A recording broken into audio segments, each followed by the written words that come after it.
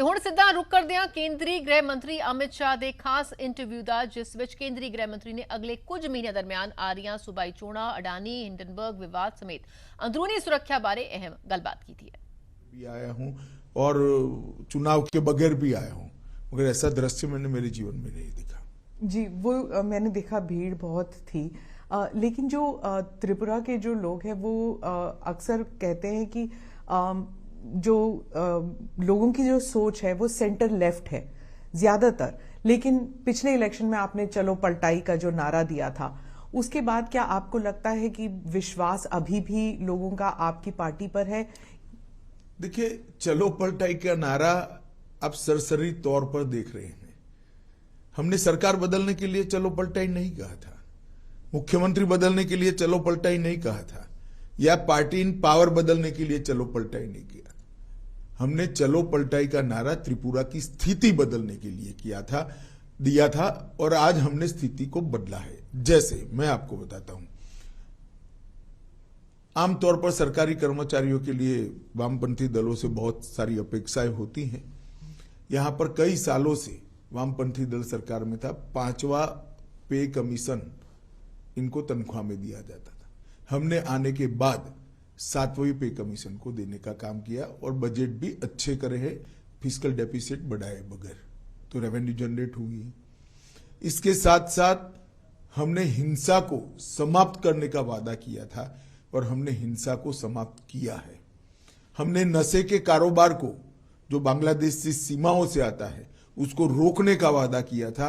आज मैं आत्मविश्वास के साथ कह सकता हूं, हमने त्रिपुरा के अंदर नशे के कारोबार पर बड़ी कठोरता से नकेल कसी है, और इसका जनता में एक अच्छा मैसेज है।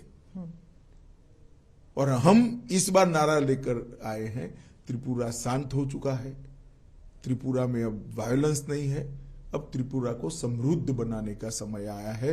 मोदी जी और माणिक शाह की ये डबल इंजन की सरकार ने वो वादे को पूरा करने के लिए भी अब तक बहुत कुछ किया है।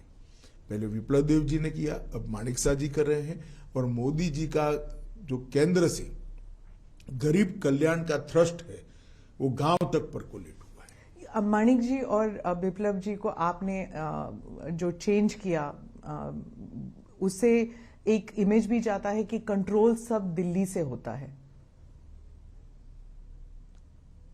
अब आप इसकी व्याख्या इस तरह से कर सकती है, परंतु ये पार्टी का सिस्टम है, और कंट्रोल करने के लिए कोई बदलाव नहीं होता है। किसी भी कार्यकर्ता का ज्यादा उपयोग करने के लिए बदलाव होता है। तो कभी न कभी कोई राज्य से सेंटर में आता ही है। आज हमने विप्लव देव जी को राज्यसभा का मेंबर बनाया है, हरियाणा जैसे महत्वपूर्ण राज्य का प्रभारी बनाया है, जो दिल्ली के मुहाने पर है, और इसके साथ साथ राष्ट्रीय मंत्री भी बनाया है। तो वो केंद्र की राजनीति में अपना अच्छे से योगदान दे रहे हैं। त्रिपुरा की राजनीति में भी माणिक शाह जी के साथ रहकर उनको सहायता कर रहे हैं जी। तो इसको कोई इस प्रकार के दृष्टिकोण से देखने की जरूरत नहीं है। अखिल भारतीय पार्टियों को जब राष्ट्रीय स्तर पर कार्यकर्ताओं की जरूरत होती है, तो स्वाभाविक रूप से कार्यकर्ता को सेंटर पॉलिटिक्स में ले जाते हैं। मैं मानता हूं ये प्रमोशन है, इसको और कोई दृष्टि से नहीं देखना जी। प्रद्युत जी जो है वो तिपरा मोथा की तरफ से वो बहुत किंग मेकर जैसे उनका इमेज बन गया है कि अगर हंग असेंबली होते हैं तो वो किंग मेकर बनेंगे। मीडिया भी उनकी तरफ क्यूरियोसिटी हंग बननी ही नहीं है, फिर क्या है कोई इस विषय का चर्चा करे। हंग नहीं बननी है, पूर्ण बहुमत के साथ भारतीय जनता पार्टी की सरकार